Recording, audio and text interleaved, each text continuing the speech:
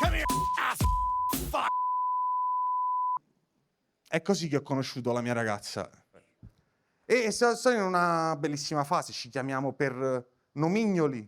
Sapete, tipo, la chiamo in modi carini, tipo Regina, perché ha i rotoloni.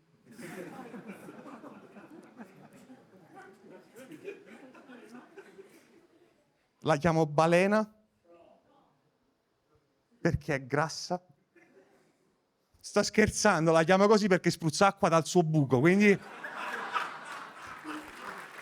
Che poi non è acqua, ma vabbè.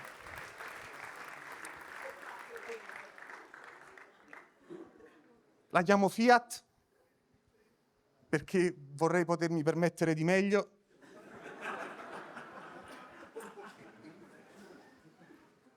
La chiamo Netflix, perché la condivido con gli amici, però ci fa entrare uno alla volta. Sto scherzando, l'unico modo in cui la chiamo è amore, perché non mi ricordo come si chiama, quindi si chiama Chiara, me lo ricordo, si chiama Chiara. E la amo veramente un sacco. È stato, la fase dei nomignoli è stato il top dell'amore. Adesso si sta chiudendo e si sta prendendo una fase un po' di crisi. Sono un paio di settimane che siamo un po' in crisi, ma perché è da un po' che ha iniziato a chiedermi il culo. Sì, anche io ridevo all'inizio. Poi lei ha tirato fuori uno strapon. Non vi devo spiegare come si usa, abbastanza intuitivo. E questo cazzo di gomma non era neanche grande, era piccolino. Però per me era già abbastanza da profanare il tempio del patriarcato, no? Che vive nel mio culo. Voi ridete, gente, nel mio culo vive il patriarcato e ha le fattezze di Gandalf. E lo sappiamo tutti che cosa dice Gandalf se viene minacciato da un demone di gomma. Tu non puoi passare! Tu non puoi passare! Però lei, il Signore degli Anelli, non l'ha visto e quindi insiste. Cerca di convincermi, ha detto che se tocca il punto giusto. Tu lo sai, tu sei la cavia. No? A me ha detto così, se tocca il punto giusto può farmi provare l'orgasmo migliore della mia vita. E se non lo tocca, che facciamo? Continuo a scavarmi dentro finché non piango. Ma io sono sicuro che anche se dovesse toccare quel punto, appena lo tocca, la prima cosa che io penso è: la mia vita è una bugia. E come faccio? Come faccio ad andare dai miei amici al bar? E se fanno una battuta omofoba e io non rido? Oppure se rido troppo sembrerei colpevole. Si insospettirebbero.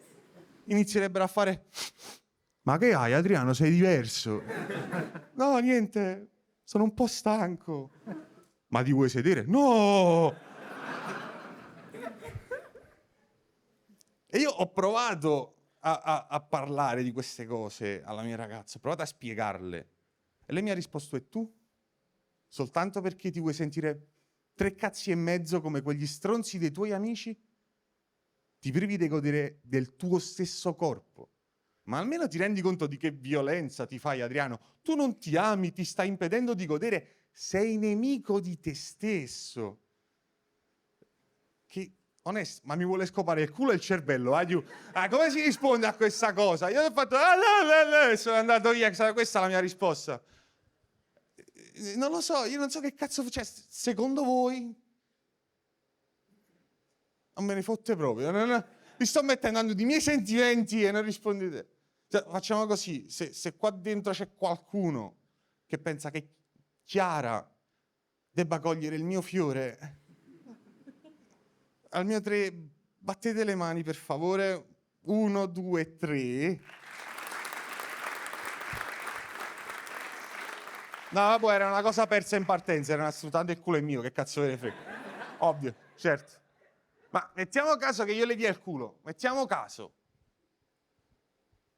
Io voglio che sia speciale, non lo so, voglio dei fiori, voglio essere portato a cena fuori. Voglio che mi faccia dei complimenti, sei stupendo stasera, Adriano. Ah. E non lo so, se riuscisse a farmi sentire una vera principessa, potrei anche diventare la sua puttana. Non lo so, è una cosa molto ipotetica che non trova spazio nella realtà, dove nel frattempo mi ha lasciato e quindi sì, ha detto che non saprò mai apprezzare il suo amore se prima non imparo ad amare me stesso. Ve lo potevo dire pure all'inizio del pezzo, però vi volevo sorprendere, era una sorpresa. Ah, tranquillo, io ormai sto bene, voglio dire, ormai quando la chiamo di notte non piango quasi più. Di solito mi limito a gridare il suo nome, Chiara, Chiara. Poi mi infilo 2 dita nel culo. Ah! Mi sto amando, Chiara!